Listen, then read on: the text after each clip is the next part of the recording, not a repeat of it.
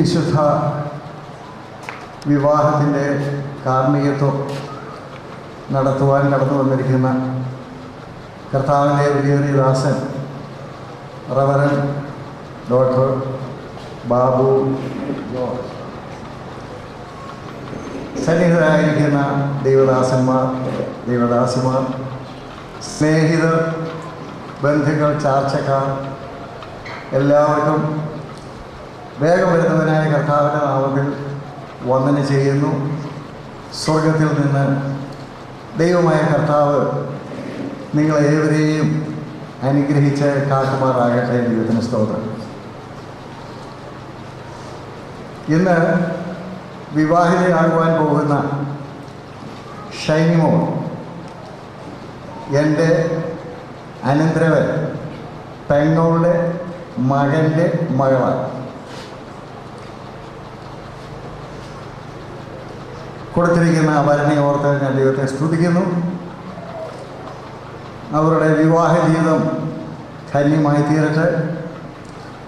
വിവാഹത്തേക്കാൾ ഏറ്റവും പ്രാധാന്യം തുടർന്നുള്ള ജീവിതമാണ്. ആ ജീവിതത്തിൽ ദൈവത്തെ സാന്നിധ്യം അനുഭവിച്ച് അനുഗ്രഹിക്കപ്പെട്ടവരായി തീരട്ടെ എന്ന് ഞാൻ ആശിക്കുന്നു, പ്രാർത്ഥിക്കുന്നു. തുടർന്ന് മുൻപേ നാം കേട്ടതുപോലെ ഈ വിവാഹം ഷൈനിമോളുടെയും ബിജോമോൻ്റെയും ആണ് എന്ന് വരികിൽ ഇതിന് സാക്ഷ്യം വഹിക്കുവാൻ വന്നിരിക്കുന്ന നമ്മുടെയും വിവാഹത്തിൻ്റെ ഒരു പുതിയ ദിവസമായിട്ടങ്ങ് കണക്കാക്കുക. കാരണം 5 വർഷത്തിന് മുൻപ്, 10 വർഷത്തിന് മുൻപ്, 30 വർഷത്തിന് മുൻപ്, 40 വർഷത്തിന് മുൻപൊക്കെ വിവാഹം ചെയ്ത ആ ദിവസത്തെ ഒന്ന് ഓർക്കുക, ആ നാളുകളെ ഒന്ന് ഓർക്കുക. അന്ന് എടുത്ത വാഗ്ദാനങ്ങൾ ഒക്കെ ഒന്ന് ഓർത്ത് നമ്മുടെ കുടുംബജീവിതത്തെ ഒന്നുകൂടെ ഒന്ന് പുതുക്കുവാൻ തക്കവണ്ണം കൂടെ ഈ സന്ദർഭം നമുക്ക് ഉപയോഗിക്കാം. ദൈവം അതിന് കൃപ നൽകട്ടെ. ദൈവത്തിന് സ്തോത്രം. യെശയ്യാവിൻ്റെ പുസ്തകം 51-ാം അധ്യായത്തിൽ ഇങ്ങനെ വായിക്കുന്നുണ്ട്: നീതിയെ പിന്തുടരുന്നവരും യഹോവയെ അന്വേഷിക്കുന്നവരുമായുള്ളവരെ എൻ്റെ വാക്ക് കേൾക്കുകയും നിങ്ങളെ വെട്ടിയെടുത്ത പാറയിലേക്കും നിങ്ങളെ കുഴിച്ചെടുത്ത ഖനിഗർഭത്തിലേക്കും തിരിഞ്ഞു നോക്കുകയും നിങ്ങളുടെ പിതാവായ അബ്രഹാമിലേക്കും നിങ്ങളെ പ്രസവിച്ച സാറായിലേക്കും തിരിഞ്ഞു നോക്കുകയും എന്ന് പറഞ്ഞതുപോലെ നമ്മുടെ ആ വിവാഹ ദിവസത്തിലേക്കൊന്ന് തിരിഞ്ഞു നോക്കാം. നാളുകളായി ഒരുപക്ഷെ എന്തെങ്കിലും അല്പം തേയ്മാനം സംഭവിച്ചിട്ടുണ്ടെങ്കിൽ അത് റിപ്പയർ ചെയ്തെടുക്കുവാൻ തക്കവണ്ണം ഇതൊരു മുഖാന്തരമായി തീരണം. ദൈവത്തിന് സ്തോത്രം. ദൈവകൃപ നമ്മിൽ വ്യാപരിക്കേണ്ട ദൈവത്തിന് സ്തോത്രം. വിവാഹ ദിവസം അതെല്ലാവർക്കും വളരെ സന്തോഷമുള്ള കാര്യമാണ്. വിവാഹ ദിവസം സന്തോഷമുള്ള കാര്യമാണ്. ആ സന്തോഷം അനുഭവിപ്പാനാണ് നാം ഇന്ന് ഇവിടെ കടന്നു വന്നിരിക്കുന്നത്. എന്നാൽ നമ്മേക്കാൾ ഏറ്റവും കൂടുതൽ സന്തോഷം അനുഭവിക്കുന്ന 2 വ്യക്തികൾ ഇന്ന് വിവാഹിതരാകുവാൻ പോകുന്ന മണവാളനും മണവാട്ടിയും ബിജോമോനും ഷൈനിമോളുമാണ്. ദൈവത്തിന് സ്തോത്രം. എന്ന് പറഞ്ഞതുപോലെ മുൻപേ നാം കേട്ടതുപോലെ ഒരു വലിയ വിവാഹ ദിവസം വരുന്നുണ്ട്. ദൈവത്തിൻ്റെ വചനത്തിൽ വിശ്വസിക്കുന്ന നാം അതിനുവേണ്ടി ഒരുക്കപ്പെടണം. ഇത് ഒരു നിഴൽ മാത്രമാണ്. ദൈവത്തിന് സ്തോത്രം. അപ്പോൾ ഈ വിവാഹ ദിവസം നാം സന്തോഷിക്കുന്നത് പോലെ നമുക്ക് ക്രിസ്തുവിൽ സന്തോഷിക്കുവാനുള്ള ഒരു ദിവസം അടുത്തു വരുന്നു എന്ന് ദൈവത്തിൻ്റെ വചനം പറയുന്നു. വെളിപ്പാട് പുസ്തകം 19-ാം അധ്യായം അതിൻ്റെ 7-ാം വാക്യം വായിക്കുമ്പോൾ അവിടെ ഇങ്ങനെ കാണുന്നു. ഞാൻ വായിക്കാം: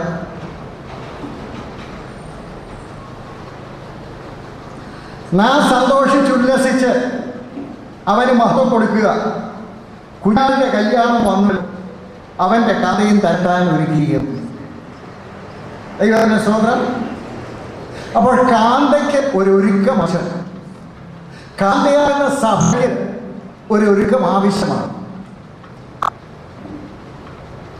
ആ ദൂത് മനുഷ്യ സമൂഹത്തോട്, ലോകജാതിയോട്, പാപം നിറഞ്ഞ ലോക മനുഷ്യരോട്, ലോകമുള്ളവരോട് അറിയിക്കാനാണ് നമ്മുടെ കർത്താവ് മനുഷ്യവേഷമെടുത്ത് ഈ ലോകത്തിലേക്ക് കടന്നു വന്നത്.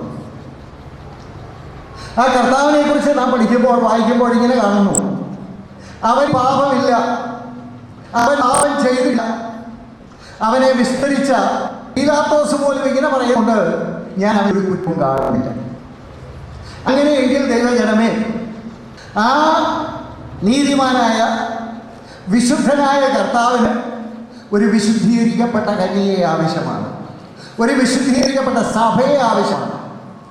ആ സഭയ്ക്ക് വേണ്ട ഉപദേശം കൊടുക്കുവാനും ആ സഭയ്ക്ക് വേണ്ടി മരിക്കുവാനുമാണ് നമ്മുടെ കർത്താവ് ലോകത്തിൽ വന്ന് ക്രൂശിൽ മരിച്ചത്. ദൈവത്തിൻ്റെ സ്തോത്രം.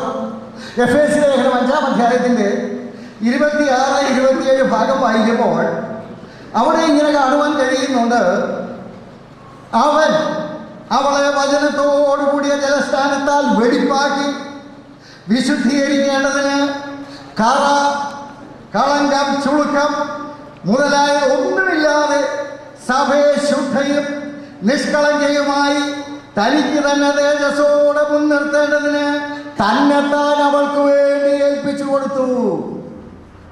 ഈ സത്യം നമ്മൾ ഗ്രഹിക്കണം, ഈ സത്യം നാം മനസ്സിലാക്കണം. കർത്താവ് ക്രൂശിൽ മരിച്ചത് അങ്ങനെയുള്ള ഒരു സഭയ്ക്ക് വേണ്ടി, സഭയെ കണ്ടുകൊണ്ടാണ് ക്രൂശിൽ മരിച്ചത്. അപ്പോൾ വിശുദ്ധനായ കർത്താവിന് ഒരു വിശുദ്ധയായ സഭയെ ആവശ്യമുണ്ട്. പൗലോസിന്റെ ഭാഷയിൽ പറഞ്ഞാൽ ഒരു നിർമ്മല കന്യകയെ ആവശ്യമുണ്ട്. ദൈവത്തിന്റെ സ്തോത്രം. അതുകൊണ്ടാണ് 1 യോഹന്നാൻ 3-ാം അധ്യായത്തിന്റെ 5-ാം വാക്യത്തിൽ വായിക്കുന്നു, ഈ പ്രത്യാശയുള്ളവരെല്ലാം അവൻ നിർമ്മലനായിരിക്കുന്നത് പോലെ തന്നെത്താൻ നിർമ്മലീകരിക്കുന്നു. ദൈവത്തിന്റെ സ്തോത്രം. അപ്പോൾ നാം ദൈവമക്കളെന്ന് പേരെടുത്താൽ മാത്രം പോരാ, ദൈവത്തിന്റെ സ്തോത്രം, നിർമ്മല കന്യകയായി തീരുവാൻ, കറ, ചുളുക്കം, വാട്ടം, മാലിന്യം ഒന്നുമില്ലാത്ത ഒരു സഭയായി തീരുവാനും കൂടെ നാം ശ്രദ്ധിക്കണം. ദൈവത്തിന്റെ സ്തോത്രം. ഹല്ലേലൂയ. അപ്പോൾ അതിനുവേണ്ടി കർത്താവ് പറഞ്ഞത് എന്താണ്? ദൈവത്തിന്റെ സ്തോത്രം. എങ്ങനെയാണ് നിർമ്മല കന്യകയായി തീരുന്നത്? എങ്ങനെയാണ് വിശുദ്ധ സഭയായി തീരുന്നത്? ദൈവത്തിന്റെ സ്തോത്രം. നമ്മുടെ കർത്താവ് ഈ ഭൂമിയിൽ വരുമ്പോൾ അതിന് വേണ്ട ഉപദേശം കൊടുത്തു എന്ന് ഞാൻ ആദ്യമേ ഓർപ്പിച്ചല്ലോ. ദൈവത്തിന്റെ സ്തോത്രം. ആ ഉപദേശത്തിന്റെ ആദ്യത്തെ പടിയാണ് മാനസാന്തരം എന്ന് പറയുന്നത്. ദൈവത്തിന്റെ സ്തോത്രം. അതുകൊണ്ടാണ് മർക്കോസിന്റെ സുവിശേഷം 1-ാം അധ്യായത്തിന്റെ 15-ാം വാക്യത്തിൽ നാം വായിക്കുന്നത്, കർത്താവ് തന്നെ പറഞ്ഞ കാര്യമാണ്, കാലം തികഞ്ഞു, ദൈവരാജ്യം സമീപിച്ചിരിക്കാൻ എന്ത് ചെയ്യണം? മാനസാന്തരപ്പെടണം. ദൈവത്തിന്റെ സ്തോത്രം. അവിടുന്ന് തുടക്കം. സ്തോത്രം. അപ്പോൾ മാനസാന്തരപ്പെട്ട ഒരു വ്യക്തി അടുത്ത ക്ലാസ്സിലേക്ക് കടക്കുക, അതാണ് സ്നാനം എന്ന ഉപദേശം കർത്താവ് തന്നത്. സ്തോത്രം. വിശ്വസിക്കുകയും സ്നാനമേൽക്കുകയും ചെയ്യുന്നവൻ രക്ഷിക്കപ്പെടും. യോഹന്നാന്റെ സുവിശേഷം 3:3, 3:5 അത് കർത്താവ് തന്നെ പ്രതിപാദിക്കുന്നു. ദൈവത്തിന്റെ സ്തോത്രം. അപ്പോൾ ദൈവജനമേ ഓർത്തോടും, ആ കാന്തയായി തീരണമെന്ന് ആഗ്രഹിക്കുന്ന ആരെങ്കിലും ഇവിടെ ഇരിപ്പുണ്ടെങ്കിൽ, സ്തോത്രം, ആ വിശുദ്ധ സഭയായി തീരുവാൻ ആഗ്രഹിക്കുന്ന ആരെങ്കിലും ഇവിടെ ഉണ്ടെങ്കിൽ ഒന്ന് മാനസാന്തരപ്പെടണം. മറ്റൊന്ന് ദൈവവചനപ്രകാരം സ്നാനമിക്കണം. അത് കഴിഞ്ഞിട്ട് പരിശുദ്ധാത്മാഭിഷേകം പ്രാപിക്കണം. ദുഃഖമെന്ന് പറയട്ടെ, പലരും അവിടെ കൊണ്ടങ്ങ് നിർത്തുകയാണ്. സ്തോത്രം. എന്നാൽ ദൈവത്തിൻ്റെ വചനം പറയുന്നത് അങ്ങനെയല്ല. അവിടുന്ന് നമുക്കൊരു വളർച്ചയുണ്ട്. ആ വളർച്ച എന്താണെന്ന് അറിയാമോ? ക്രിസ്തുവിന്റെ സമ്പൂർണ്ണതയായ പ്രായത്തിന്റെ അളവ് പ്രാപിക്കുമ്പോഴോ. ദൈവത്തിന്റെ സ്തോത്രം. അത് എന്ന് പറഞ്ഞാൽ നമ്മുടെ സ്വഭാവത്തിന് ഒരു പക്വതയുണ്ടാകും. നമ്മുടെ സ്വഭാവത്തിന്, നമ്മുടെ സ്വഭാവത്തിന്റെ രൂപീകരണം ഒരു പക്വതയുണ്ടാകും. എന്താ പക്വത എന്ന് പറയുന്നത്? അർത്ഥം ദൈവവചനത്തിന്റെ അടിസ്ഥാനം 1 സ്നേഹം, 1 താഴ്മ, അതുകൊണ്ട് വിശ്വസ്തത, ദൈവത്തിന്റെ സ്തോത്രം, ഹല്ലേലൂയ, കരുണ, ദയ, പരോപകാരം, ഇങ്ങനെയുള്ള ഓരോ കാര്യവും നാം പടിയായി മുൻപോട്ട് വളർന്നു എവിടെ നേരിടാമോ വളർന്നാണ് നാം അവന്റെ വിശ്വസതയായി തീരുന്നത്. അന്യവസഭയെ ചേർത്താണ് സ്തോത്രം നമ്മുടെ കർത്താവ് ഏറ്റവും വേഗം വരുവാൻ പോകുന്നത്. അത് നമുക്ക് പറയുന്നത് കർത്താവിന്റെ വരവിന്റെ ലക്ഷണങ്ങൾ കൊണ്ടിരിക്കുന്നു. നാം കണ്ടില്ല പെട്ട് കേട്ടില്ല ഇരുന്നത് കൊണ്ട് കർത്താവിന്റെ വരവിന്റെ വ്യത്യാസം ഉണ്ടാകുന്നില്ല. ചെറിയ മനസ്സാന്തരം വഹിച്ചിട്ട് കാണിക്കുന്നതേ ഉള്ളൂ. ദൈവജനമേ, ഈ വിവാഹം ഒരു വിവാഹത്തിന്റെ നിലയാണ്. അന്യവസഭയെ ചേർത്താണ് സ്തോത്രം നമ്മുടെ കർത്താവ് ഏറ്റവും വേഗം വരുവാൻ പോകുന്നത്. അത് നമുക്ക് പറയുന്നത് കർത്താവിന്റെ വരവിന്റെ ലക്ഷണങ്ങൾ കൊണ്ടിരിക്കുന്നു. നാം കണ്ടില്ല പെട്ട് കേട്ടില്ല ഇരുന്നത് കൊണ്ട് കർത്താവിന്റെ വ്യത്യാസം ഉണ്ടാകുന്നില്ല. ചെറിയ മനസ്സാന്തരം വഹിച്ചിട്ട് കാണിക്കുന്നതേ ഉള്ളൂ. ദൈവജനമേ, ഈ വിവാഹം ഒരു വിവാഹത്തിന്റെ നിലയാണ്. നടക്കുവാൻ പോവുകയാണ്. ദൈവം മനസ്സിലാക്കുന്ന കാര്യമൊക്കെയും ഇവരെയും നിവർത്തിക്കപ്പെടുകയും ഈ കാര്യവും നിർവഹിക്കപ്പെടുകയാണ്. കർത്താവിനായി നമ്മെ അതിനായി പ്രാപ്തരാക്കട്ടെ. ദൈവത്തിന്റെ സ്തോത്രം. ഈ വരങ്ങളാൽ ദൈവം നമ്മെ സഹായിക്കട്ടെ, അനുഗ്രഹിക്കട്ടെ എന്ന് പറഞ്ഞുകൊണ്ട് എൻ്റെ വാക്ക് വെച്ചിട്ടു ഞാൻ ഇരിക്കുന്നു.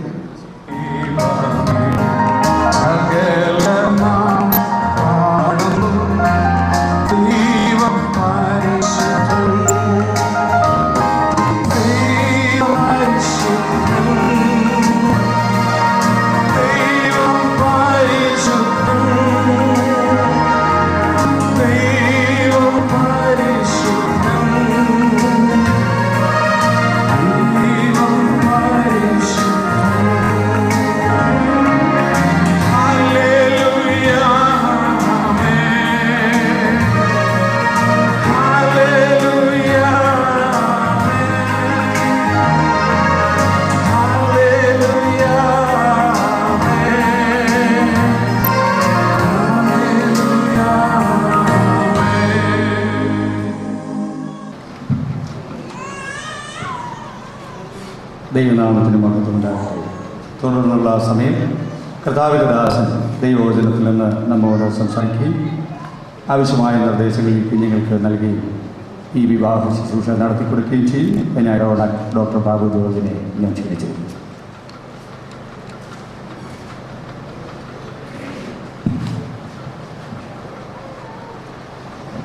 ബഹുമാന്യ സഹോദരി സഹോദരന്മാർ, കർത്താവിൻ്റെ മുൻപിൽ അധ്വാനിക്കുന്ന ആദരണീയരും ബഹുമാന്യരുമായ കർത്തൃദാസന്മാർക്കും നീറ്റ ദമ്പതികൾക്കും മനോഹര ഗാനങ്ങൾ ആലപിച്ചുകൊണ്ടിരിക്കുന്ന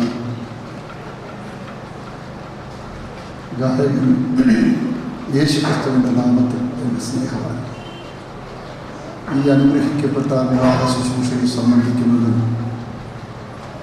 ഞങ്ങൾക്ക് വളരെ സന്തോഷം. ഞങ്ങൾ എന്ന് പറയുമ്പോൾ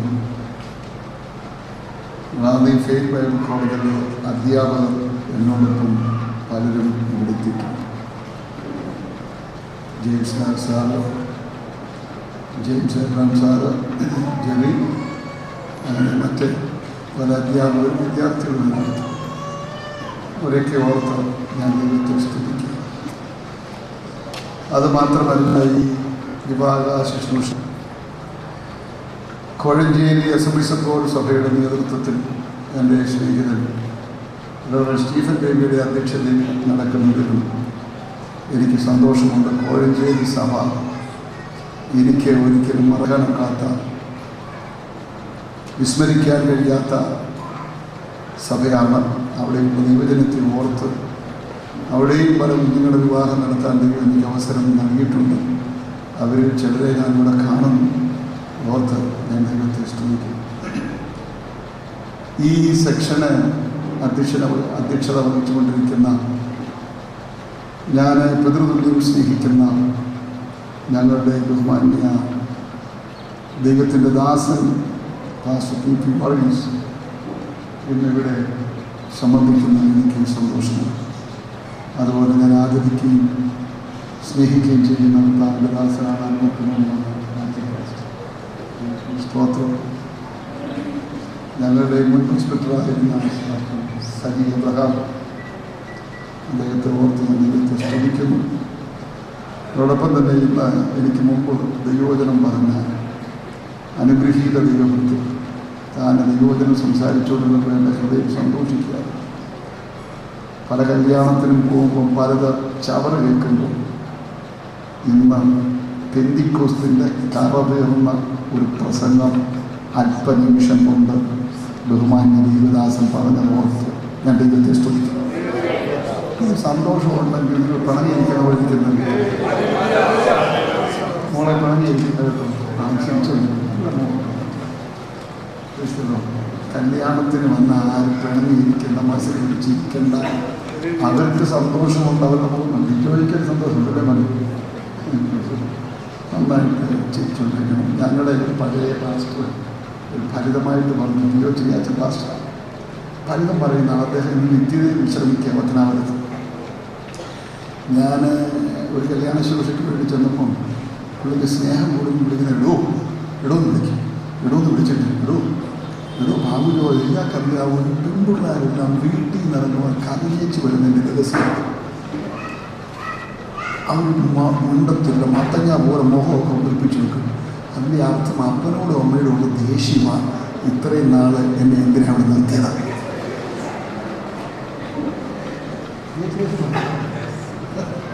അദ്ദേഹം പറഞ്ഞ് ഞാനങ്ങനെ ചിരിച്ചു മക്കളെ. അതുകൊണ്ട് അവർ എടുത്തു മോക്കങ്ങനെ ഉണ്ടെന്നല്ല. അദ്ദേഹം ഫലിതം പറയുന്ന ആളാണ്. അപ്പം വിവാഹത്തിന് വരുമ്പോൾ നമ്മൾ എന്ത് ചെയ്യണം? ഇച്ചിരി സന്തോഷത്തോടെ. കാരണം ആ കുഞ്ഞുങ്ങളുടെ അനുഗ്രഹ ദിവസമാണ്. അത് മാത്രമല്ല, ഇന്ന് ദൈവത്തിൻ്റെ ദാസൻ വചനം പറഞ്ഞ് അതേ വചനമാണ് എനിക്ക് പറയാനുള്ളത്. ക്രിസ്തലോ രക്ഷ പ്രാപിപ്പാൻ മറ്റൊരു മാർഗമില്ല. ഒരേ ഒരു മാർഗം, അത് കർത്താവായ യേശുവിൻ്റെ മാർഗം. മറ്റൊരുത്തരും രക്ഷയില്ല. നാം രക്ഷിക്കപ്പെടാൻ ആകാശത്തിൻ്റെ കീഴിൽ മനുഷ്യരുടെയും നൽകപ്പെട്ട ഒരേ ഒരു നാമം, അത് കർത്താവായ യേശുവിൻ്റെ നാമമാണ്. ഈ വിവാഹം ഞങ്ങൾ ആസ്വദിക്കുന്നത് യേശുക്രിസ്തുവിൻ്റെ വരവ് വരെയോ മരണം വരെയോ എന്നാൽ ഇതിനപ്പുറത്തൊരു ജീവിതമുണ്ട്. ആ ജീവിതത്തെക്കുറിച്ച് ആ ദൈവദാസൻ ഓർപ്പിച്ചത് അതിതാണ് തൻ്റെ ഏകജാതനായ പുത്രൻ വിശ്വസിക്കുന്ന ഏവനും നശിച്ചു പോകാതെ നിത്യ ജീവൻ പ്രാപിക്കേണ്ടതിന്. സ്തോത്രം. ഈ വിവാഹം നിത്യജീവന് വേണ്ടിയുള്ളതല്ല. ആത്മമനവാളനായ ക്രിസ്തുവുമായ ഒരു ബന്ധം. അതുകൊണ്ടാണ് ഞങ്ങളുടെ കോഴഞ്ചേരി സെക്ഷനിലുള്ള കർത്താവിൻ്റെ ദാസന്മാർ ഒത്തിരി പേരെത്തിയിട്ടുണ്ട്. ഞങ്ങൾ ഒരുമിച്ച് സ്തോത്രം. ഞങ്ങൾ ഇതിന് ഭവനമായിരിക്കുന്ന ഇടയ്ക്ക് ഈ ബലൂൺ ഇത് ചെയ്തപോലെ ഇടയ്ക്ക് സൂസു എന്ന് പറയും.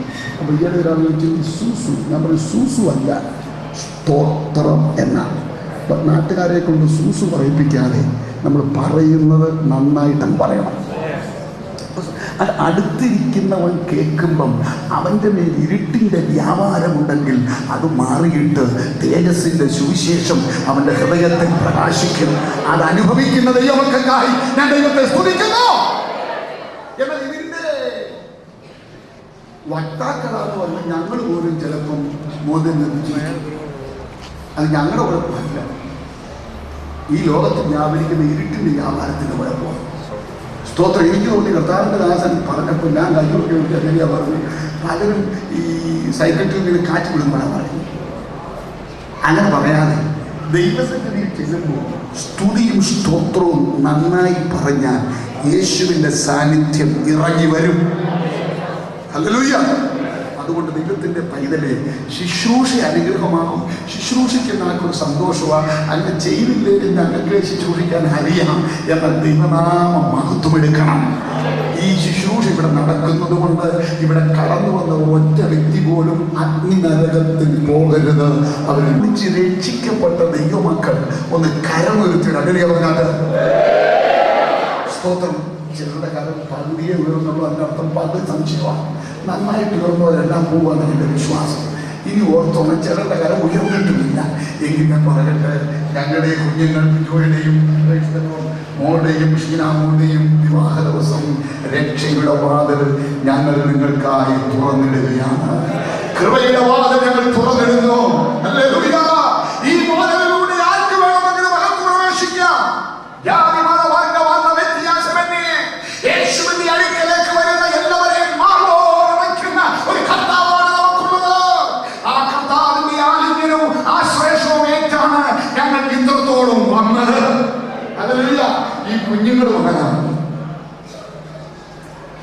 ലിജോയെക്കുറിച്ച് ഞങ്ങൾക്ക് വളരെ പേടി. ലിജോനെ ദൈവത്തിനും പഠിപ്പിക്കാൻ ഞങ്ങളെ ദൈവം സഹായിച്ചു. അവനൊരു മനുഷ്യൻ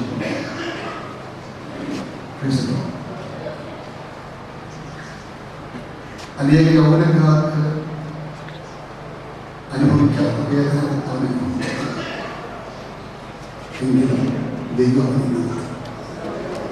ചതഞ്ഞോട് കുടിച്ചിടാത്ത ദൈവം, പുകയിനത്തിനെയും എടുത്തിടാത്ത ദൈവം പ്രശ്നമോ പൈതലിനെ അനുഗ്രഹിക്കും എന്നുള്ളതിന് സംശയമില്ല. ഞാൻ പറയുമ്പോൾ അനുഗ്രഹിക്കപ്പെട്ടു. സ്തോത്രം. ഒരു നല്ല ചെറുപ്പക്കാരന് ലഭിക്കുന്നു. അതോടൊപ്പം ഒരു തികഞ്ഞ സുവിശേഷം. അപ്പോൾ എനിക്ക് കാര്യങ്ങൾ പറയുമ്പോൾ സുവിശേഷം ഭാര്യമാണ്. ഞാൻ സ്നാനപ്പെടുത്തി രക്ഷിക്കപ്പെടുത്തി കല്യാണം കഴിച്ചു കൊടുത്ത ശുശ്രൂഷയിലായിരിക്കുന്ന ചില ശുശ്രൂഷന്മാരെയൊക്കെയാണ് അവരുടെ തല ദൈവത്തിന് സ്തോത്രം. ഞാൻ വാക്കുകളെ നീട്ടുന്നില്ല. മോളെക്കുറിച്ച് എൻ്റെ സ്നേഹിതൻ മനസ്സിൻ്റെ ചായൻ പറഞ്ഞല്ലോ, നിങ്ങളെ ഇരുവരെയും ദൈവം എന്ന കുടുംബജീവിതത്തിൽ പ്രവേശിപ്പിക്കുക. അതുകൊണ്ട് നിങ്ങൾ ഇരു സഭകൾക്കും അനുഗ്രഹമാണ്. ഇരു കുടുംബങ്ങൾക്കും അനുഗ്രഹമാണ്. നിങ്ങൾ കാലുമുട്ടുന്ന ദേശം നിങ്ങളാൽ അനുഗ്രഹിക്കപ്പെടണം.